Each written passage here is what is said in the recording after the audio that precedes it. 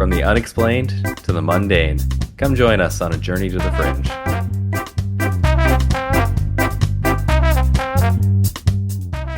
Hello and welcome to Journey to the Fringe, where we mill and dollop out, I don't know, what have you, any of the sciences from quasi to pseudo in that small range. That's what we do here. Hopefully. I don't know. Chelsea's got the episode. Hello, we are your podcast hosts, Taylor and Chelsea, here today doing a Chelsea episode, as I guess I just said, and I will leave it to that's her me. here. I'm going to do it, just like you said. Today, this week, whatever it is that you're listening to this, maybe this month, I'm staying true to my love of cryptids. And what's my favorite type of cryptid, you might ask? Though Is you it probably ones- know. See, I would think that they're ones that are near crypts, because they keep truest to the name, is it not? Yeah, but I was just about to throw out Friar Benatti, but he's not a cryptid. What's the one that? What's the one that likes the rum? Oh, Baron Baron Samedi. Samedi. Yeah. Yeah, no, I don't know why I got Friar Benatti and Baron Samedi confused, but that's who that reminds me of that you just said. But for some fucked up reason, I love winged cryptids and humanoids. And they're better when they're together. I like it when they're considered winged cryptids, just because that winged feels like a better descriptor for a cryptid. Yeah. If it's a winged cryptid, no. We have winged mammals. Now, we have winged mammals, those majestic flying rats.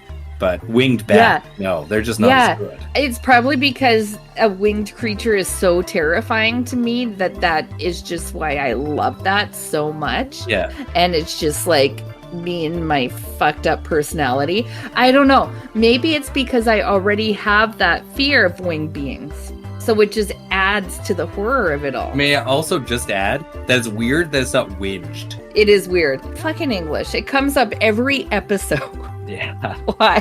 But man, if we call them winged cryptids, this would not be a good episode.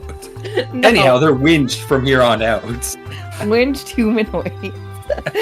So today I'm going to cover one of each. One winged, one humanoid. Just to bring some balance into our lives. First up, I got the Van Meter Visitor. Have you heard of him? That sounds like a parking maid that may or may not exist. It does. Okay, I'm going to tell you. For 5 nights in September 1903, a strange creature with bat-like wings and a horn on its forehead that sometimes shot beams of light. Think a pterodactyl. It emits a foul smell, haunted the town, leaving behind footprints, plastic casts, and terrified witnesses.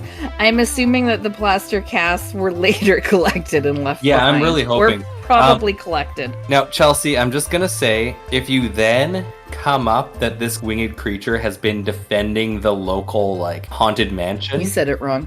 Yeah. What a winged creature. Yeah, there we go. I'm going to say that you accidentally watched an episode of Scooby-Doo and turned it into a cryptid episode. I might have. Who's to say? That's rude to call me out. To be fair, like that's that. like half of Journey to the Fringe episodes. We just watch Scooby-Doo and the rest is made up.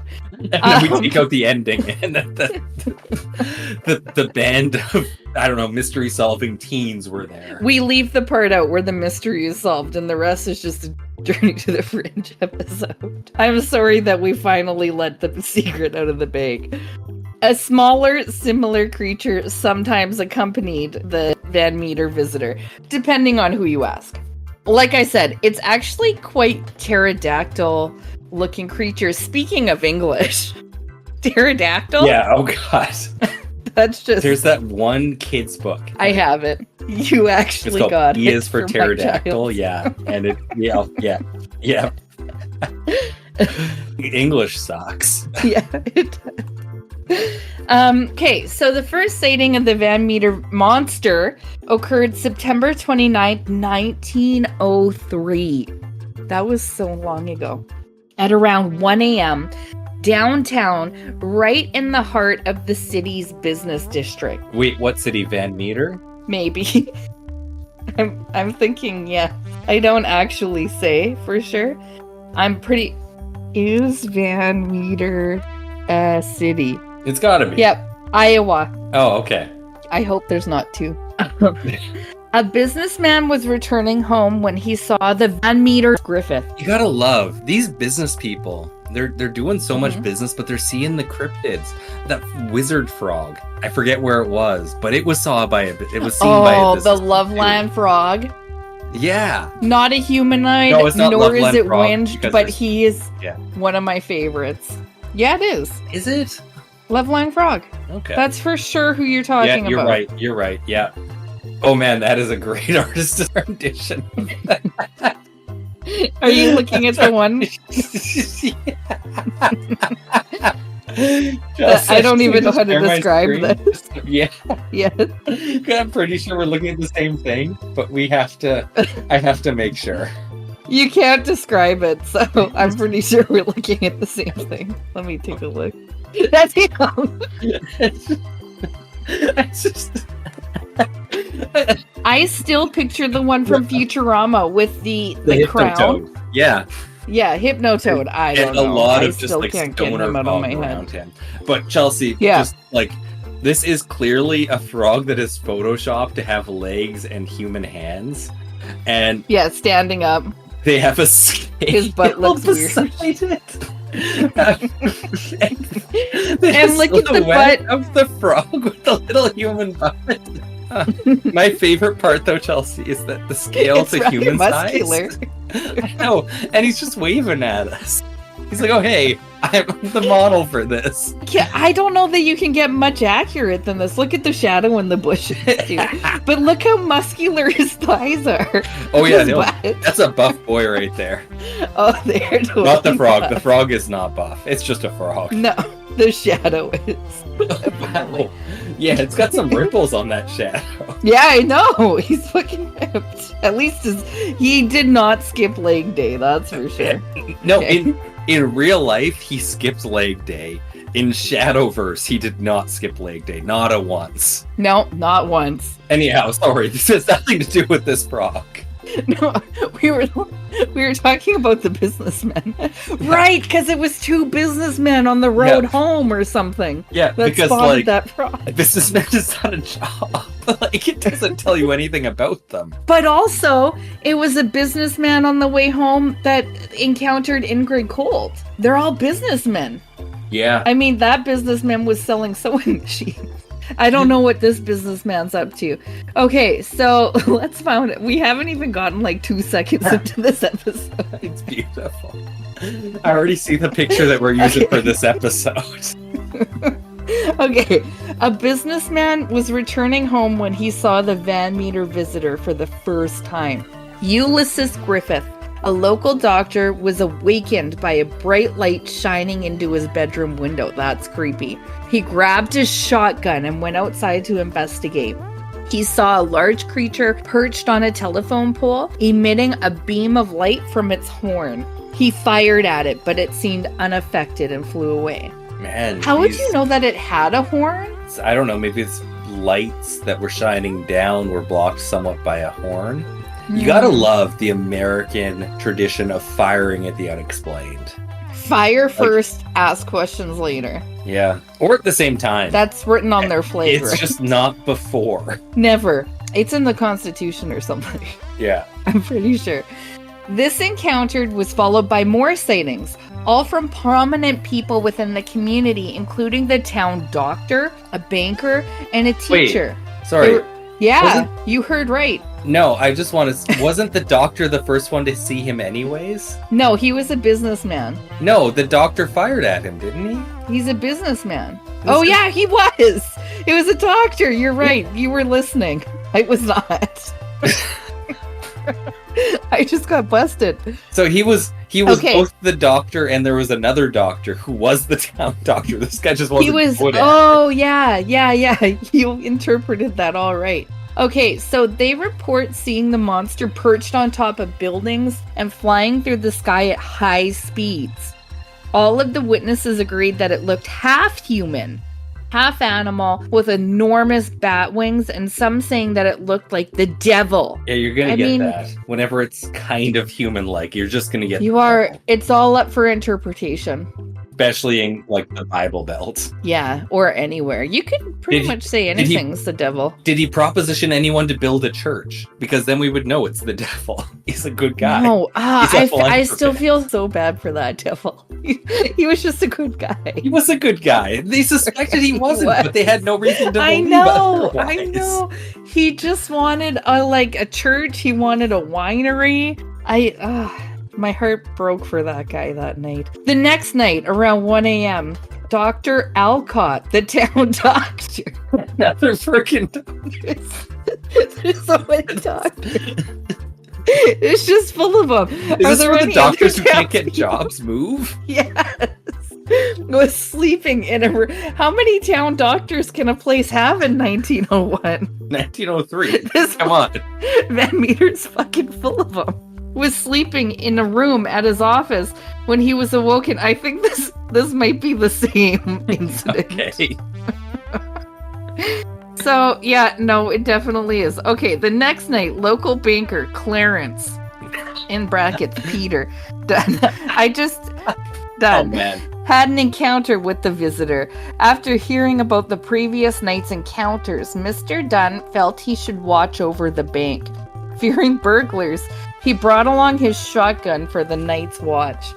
Around 1 a.m., he heard a strangling noise outside. What the hell is a strangling noise? Why does the banker know what it sounds like when people are being strangled?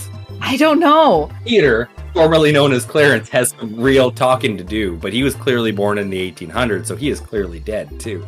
So, Yeah. Well, this is got only off lucky on this 1901. one. No, it's 1903, and he's a banker, which means that he had to at least have enough schooling to become a banker, so he's at the earliest 16. So, Okay. he was born in the 1800s. Before he could investigate, he was hit full in the face with a blinding beam that shot through the front window. The light suddenly switched off and then back on again, as if scanning the room, finally swinging back at him. He could make out, quote, some kind of great form, end quote, behind the light. Dunn fired his shotgun at the mysterious being, right through the bank's front window. He hasn't seen where the being is, though. He's only seen that light is coming through the window, so he is firing blindly. Oh, yeah. At whatever lighted strangler is out there. Yeah. You gotta. Then it vanished. Yeah, he gotta. So he never actually saw it. Shoot first, ask he questions didn't see later. it. He I think that's on the flag. Yeah, it could have been someone with a flashlight. Yeah. Who was choking and was going to the nearest place because everybody in town's a doctor. Yeah. In the morning, he noticed sets of large three-toed footprints outside the bank and claimed to have made plaster casts of them. Okay, so here's the plaster casts that were left behind. I was just going to say, I don't like that he's only claimed. But okay, I'm glad that there's plaster casts left behind. Yeah, those were the ones that were left behind that was mentioned earlier. You can't see them, I'm just claiming. By the following day, the previous night's events had circulated around town within all the doctors. Later that night... Don't treat people for strangulation. Local hardware store owner O.V. White had an encounter with the visitor. He was jolted awake by a metallic rasping sound outside his second-floor room above his hardware store on Main Street. He grabbed his gun and moved towards the window. Outside, he saw the visitor. Everybody lives in their business in this town. And They do. And they're all doctors. What the hell's the businessman do for a living? That, like, the hardware store owner and the banker aren't described as business people, but the businessman is. That's such a good observation. Quite astute. He grabs his gun and moves towards the window. Outside, he saw the visitor perched close by on the crossbeam of a telephone pole. White, a known marksman, took deliberate aim. White is the guy. Remember, his name's O.V. White. He took deliberate aim and fired at the creature, unlike the previous guy who did not take deliberate aim. Oh, he didn't even see effect. Yeah, no, he didn't even see that it was actually anything. It was a light. Only seemed he was trying to awaken the visitor. Okay. Interesting. The creature emitted a stupefying odor that overpowered White, knocking him unconscious. Wait, okay, so you shot it, it emits an odor, and he knocks him out. Okay. That's quite the superpower. A smell that knocks someone I would definitely unconscious. disagree with him saying that the bullets did not affect the being in any way, because it clearly made it release an odor. I wonder what kind of odor. Like if a it was stupefying sulfurous. one. Yeah. Oh yeah. You gotta hate one that is described as stupefying. Mm. The shots awoke White's neighbor, Sidney Gregg, a doctor who, just kidding, who raced outside to see what the commotion was. We can only assume he's a doctor. He watched in disbelief. Somebody needs to assess the people involved. None of these doctors can find any fucking work. I feel like this is the town where the doctor who finishes last in the class has to move to because they can't get a job as a doctor. Yeah, exactly. And they all hear tale from their fellow lowest. Any emergency, there's like a lineup of doctors seeing who can rush in there first. It's just chaos of doctors trying to prove themselves. Never yell out in Van Meter, Iowa, "Is there a doctor in the wherever I am?" Because you will just get attacked. Surrounded by a crowd. Yeah. He watched in disbelief as the monster descended the telephone pole after the manner of a parrot, using its huge beak. What? I have never seen a parrot maneuver down a telephone pole. I don't think I can picture this in any way. No, I'm not. I've never heard anything put this way. Upon reaching the ground, it stood erect, and by Mr. Gregg's estimates, it was at least 8 feet high. Whatever it was, the light from its forehead was as bright as an electric headlight. The light again darted about just as it had the nights before in a searching motion. The creature paused only for a moment before taking off towards the old coal mine. The following night, strange sounds were heard coming from the abandoned coal mine at the edge of town, described by a local as, quote, "though Satan and a regiment of imps were coming forth for a battle," end quote. Remember, this is 1903. In the Bible Belt. No one talks like that this day. Chelsea, I do just think this is not a parrot climbing down a telephone pole. It is a parrot climbing up a rope. But are you showing me something? Yes, this is what I imagine. As close that we can find. Like. Okay, I do love the beats. Yeah, it probably had the same beats going on because that's coming from the parrot, I assume. So it's a very beak-heavy descent, is what I'm getting from this. Yeah, but have you heard any mention of a beak? Well, it's been described as a pterodactyl, has it not? Yeah. So does that not just like by But itself? not in any of the eyewitness accounts that we're reading, right? Did anyone describe it as it? I've kind of just been assuming from you telling me that at the start that they're all just picturing this thing because they have described the horn. But you're right, I don't know if they've described a beak or a muzzle. But I'm just saying that because these are my notes. But there is like eyewitness sketches and it looks like a pterodactyl. Okay. You can go ahead and Google that if you want. Van Meter visitor. Okay. The visitor, accompanied by a second creature, were spotted emerging from the mine and taking off into the night. A large crowd of armed men gathered at the mine to ambush the creatures when they returned. They were reported as having enough firepower to have sunk the Spanish fleet. Shortly before dawn, the creatures returned. The crowd opened fire on the creatures. The crowd of doctors. To their bewilderment, the creatures were totally immune to their assault and only gave off the terrible odor as a response before they crawled back down into the mine. They gotta stop saying that they're immune when they immediately respond with a repulsive smell.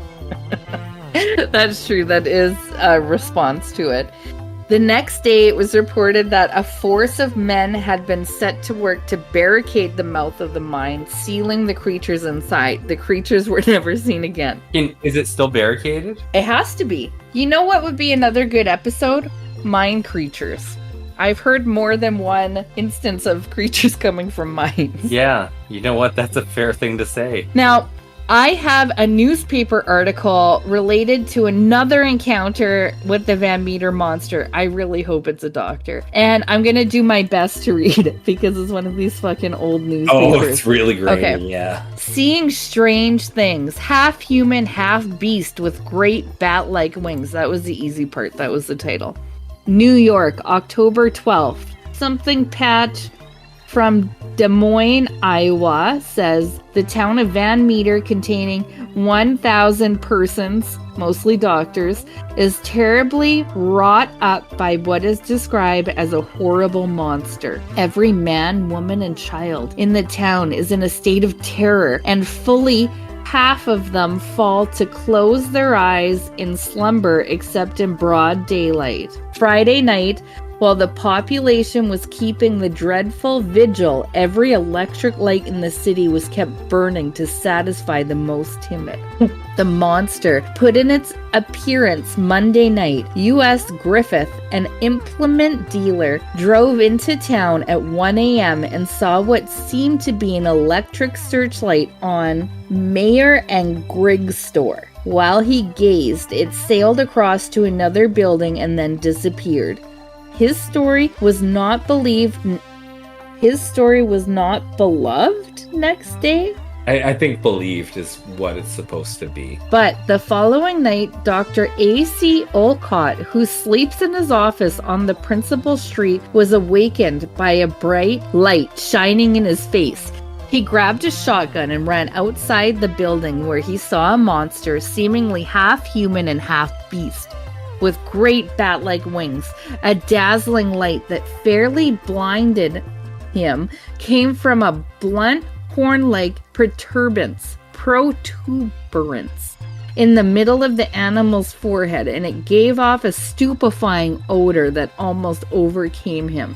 We already heard these stories, so this is not a new one. But they're using 1903 words for caption they the totally headlines, are. and it's so much better this way. The doctor discharged his weapon and fled into his office, barring doors and windows, and remained there in abject terror until the next morning. Peter Dunn, cashier of the only bank in town, fearing bank robbers, loaded a repeating shotgun with shells filled with buckshot and prepared to guard his funds next night. This is a part of the job, right, at that time? If you're a cashier at the bank in town? Oh, yeah. You also got to be a doctor. You got to be there all night with a gun. Yep, he's probably the town doctor. At 2 o'clock, he was blinded by the presence of light at great intensity. Eventually, he recovered his senses sufficiently to distinguish the monster and fired through the window. The plate glass and sash were torn out, and the monster disappeared. Next morning, imprints of the great three-toed feet were discernible in the soft earth. Plaster casts of them were taken. That night, Dr. O.V. White saw the monster climbing down a telephone pole using a beak much in the manner of a parrot. Okay, that was the deep bass video that Taylor just showed us. Yeah. Clearly. Showed all of you, apparently. Yeah.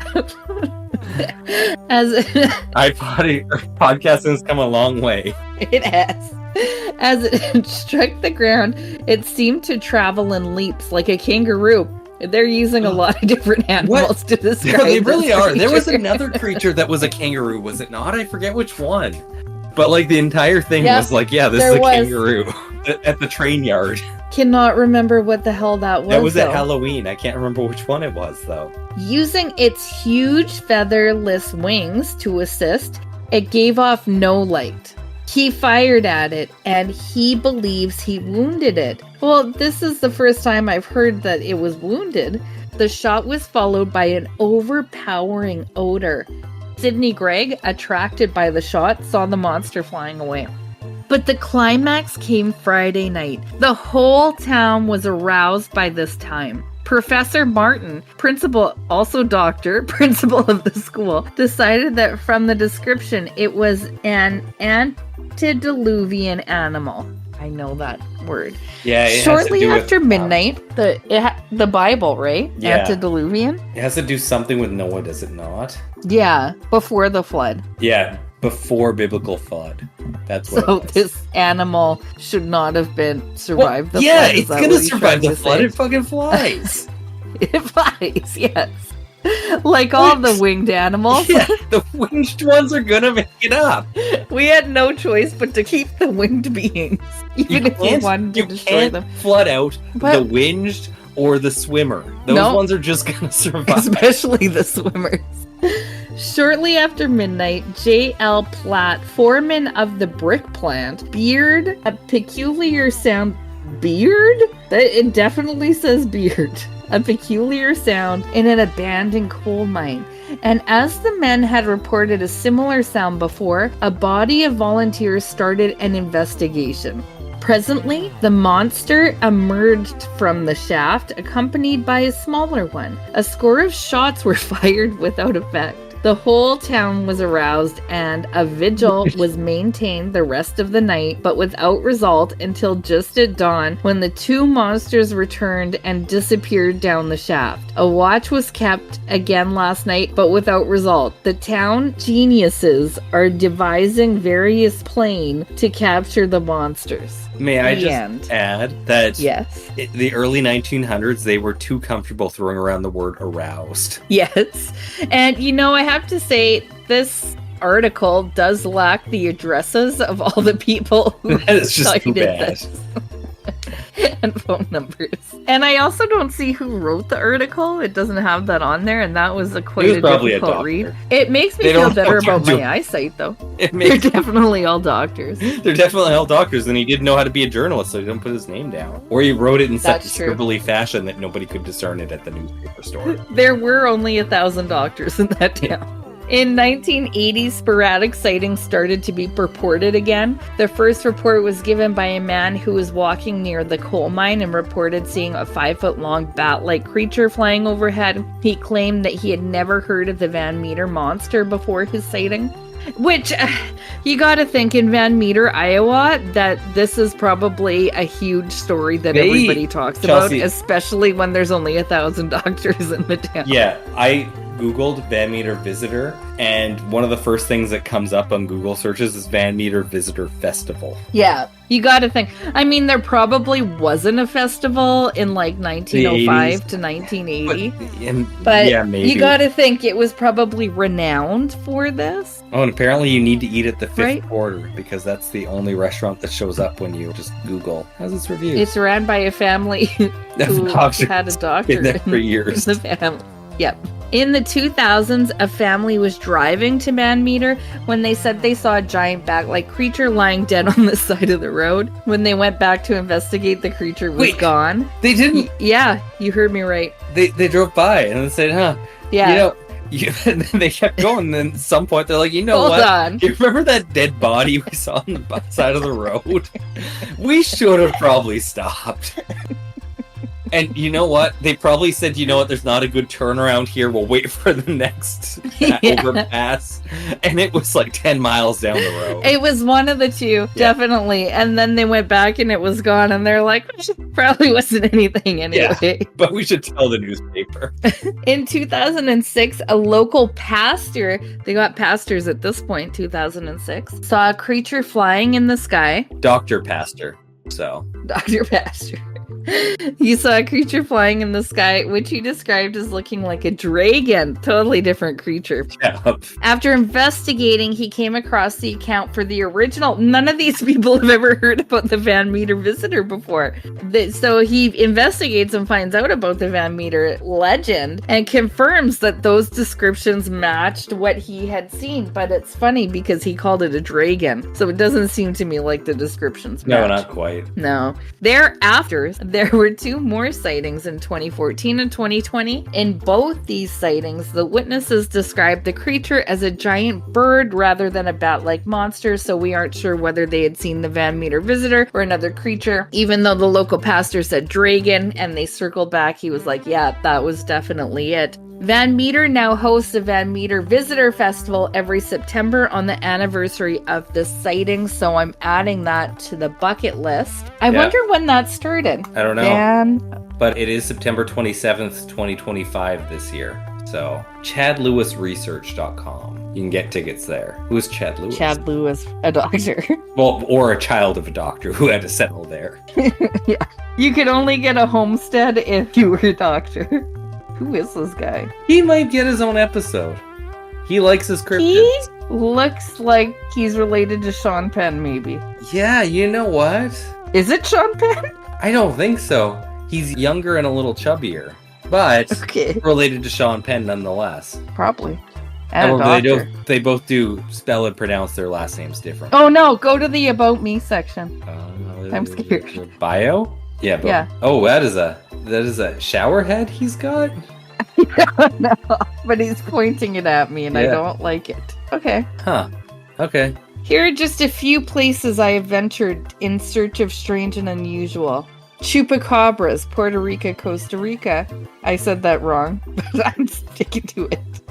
Tata Duende, Belize. Mothman, Point Pleasant. He could have gone to Chicago. Wendigo, Canada. Van Meter Visitor. Why am I buying tickets on this guy's website? I also don't quite understand what this guy is about. Anyhow, we could probably save this for a different time. Yeah, VIP entrance tickets to Van Meter Visitor Festival, $20. That's it. Or $10 if you don't want to be a VIP. Don't know the I difference. think I'd spring for it. Okay, moving on. Next up, the humanoid encounter. Kind of, I don't know. The Solway Firth Spaceman, which is an apparent anomalous photograph. This took place May 23rd, 1964 in Burgh Marsh near Solway Firth in Cumbria, England. While on a family outing with his wife and daughter Elizabeth, Jim Templeton, a Carlisle fireman, took a series of photographs in an open field. Quote, "We went on a normal outing and picked our spot," Jim Templeton recalled in a BBC interview before his death in 2011. "We sat down and I said, 'Now I'll get some photos of you with the new dress on,'" end quote. He's saying that to his daughter. It doesn't explicitly say that, but when the film was developed, one image revealed something inexplicable. Behind his daughter in the photograph was a strange figure. What looked like a person in a white suit with a helmet or dark visor, resembling an astronaut or spaceman, was in the background. Templeton insisted that no one else was present at the time, and the figure had not been seen when the picture was taken. The photograph quickly gained attention from the press. It was dubbed the Solway Firth Spaceman photo, capturing imaginations worldwide during the height of the space race and UFO interest. The mysterious figure seemingly appeared from nowhere, became a cultural curiosity. Mr. Templeton took it to the police in Carlisle, and they declared there was nothing out of the ordinary, no illegal activity at the very least. Kodak, who developed the photo, examined the negative and confirmed that the image was not manipulated. The figure was physically present at the time the photo was taken. They even offered a reward to anyone who could prove that the photo was faked, and it was never claimed. I mean, that would just get Jim right away if he was like, "I can prove it." We wouldn't be here today. Following the publicity, which this one was news to me, Templeton claimed that he was visited by two men in black suits who identified themselves only as number 7 and number 11. They asked him to take them to the location where the photo had been taken. And Templeton said they acted strangely, and when he explained that he had not seen the spaceman in real time, they became frustrated and left abruptly. One of the reasons the photo entered UFO folklore was a coincidental event at the Bad Diadem missile testing site. I don't know if I'm saying that right at all. A planned launch of the Blue Streak missile was reportedly halted due to sightings of two figures on the launch range, said to resemble the figure in Templeton's photograph. Side note, it wasn't actually until after it was canceled due to the two figures when the people operating this that canceled saw the photo on the front page of an Australian newspaper, where they're stunned that the figure looked the same as the figures they saw close to the missile. Though there is no official confirmation of this incident, the story added another layer of intrigue that contributed to conspiracy theories about government knowledge of extraterrestrial activity. Not that any government was actually, well, except for the cancellation of the missile. The prevailing explanation today is far more mundane and likely more accurate. Investigators, including photographic analysis, later suggest that the spaceman was likely Templeton's wife, Annie. She had walked into the background of the shot without his noticing, which is weird, but I don't know. You got to remember, at the time, like, you couldn't look at photos until they were developed, and like it would take you a while to develop them. So when you actually got to look at the photo, you wouldn't necessarily remember exactly what was happening in that photo. Absolutely. She was wearing a pale blue dress, which, due to an overexposure and the limitations of 1960s film stock, appeared bright white. Her back was turned, and the cropped shape of her head and shoulders may have given the illusion of a helmeted figure. Evidence that supports this theory would include the figure's proportions and posture align with someone standing with their back to the camera, which I don't know that supports the wife versus a spaceman, to be honest. Something easily explained. And the whole thing is, if it's back facing, why would it look like a spaceman if it's the back of the spaceman? Spacemen turn their backs sometimes. Well, they do, but they don't need a visor on the back. And the whole thing about to popular belief, that's true. Yeah, but I guess, I don't know, aliens could technically have eyes on both sides of their head. I don't know. That's true. Or just backwards postures. Yeah. I wonder what the Serpo papers would have to say about this. Oh, it was probably pooping in the sand just over there. Just like a cat. Yeah.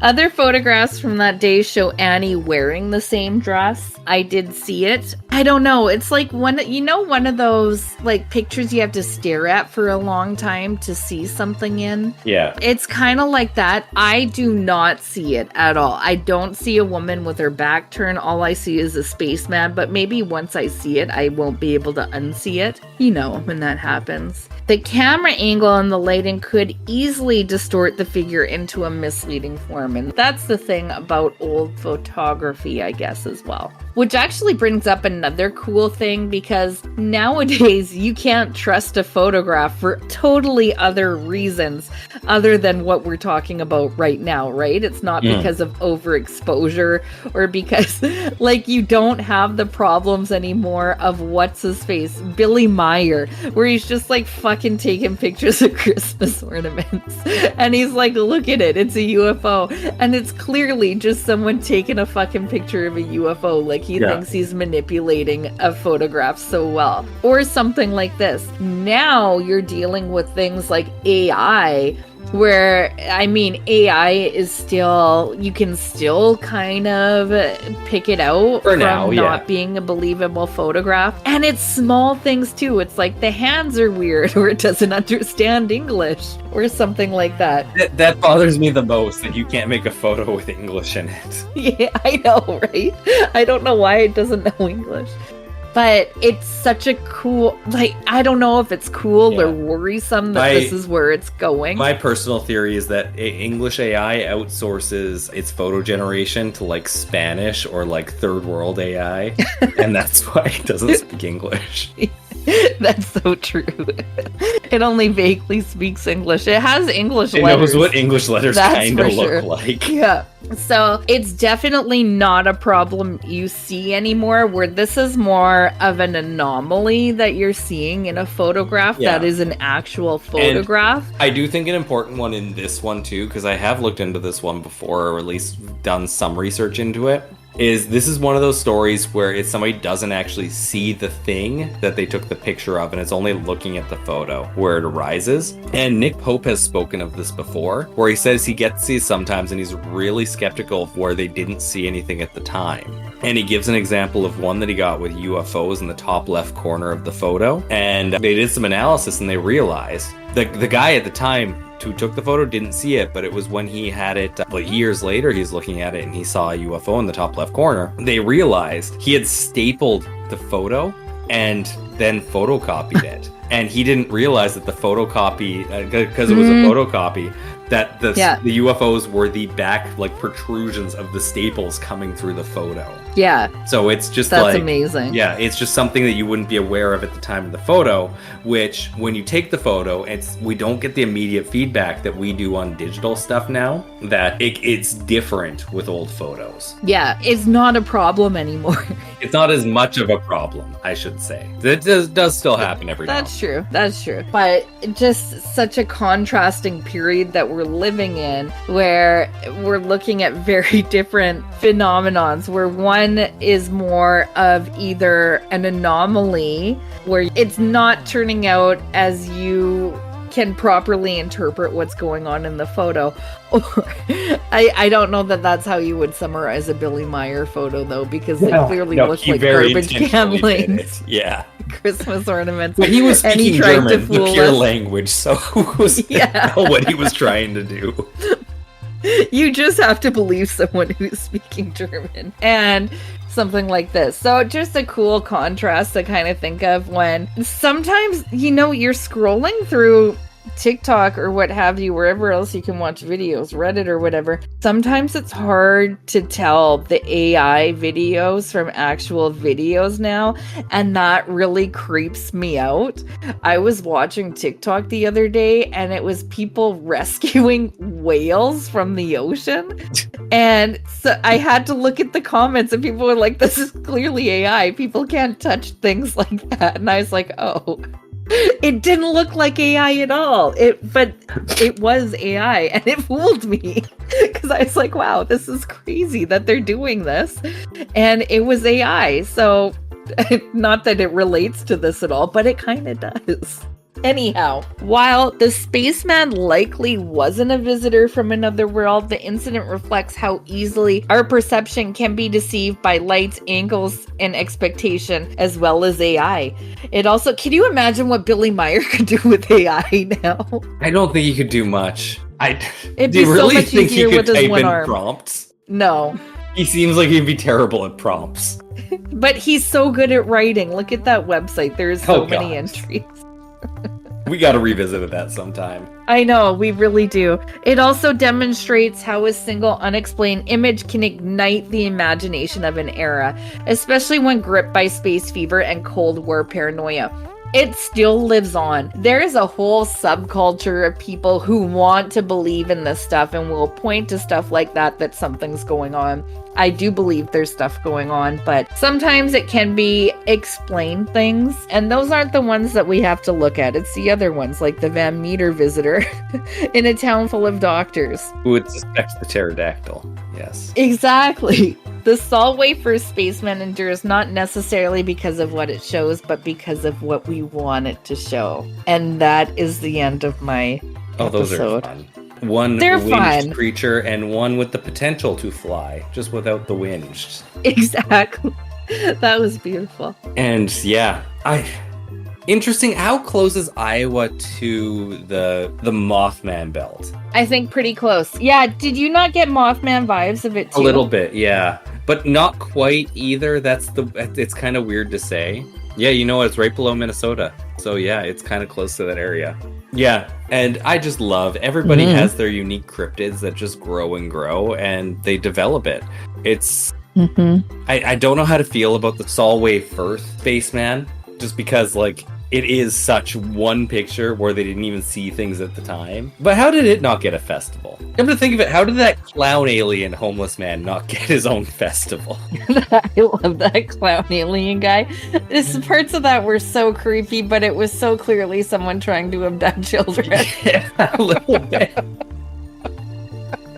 Oh, it's always great looking at these in hindsight and with a good laugh, because sometimes I feel that's all you need to break through the mysterios of it all.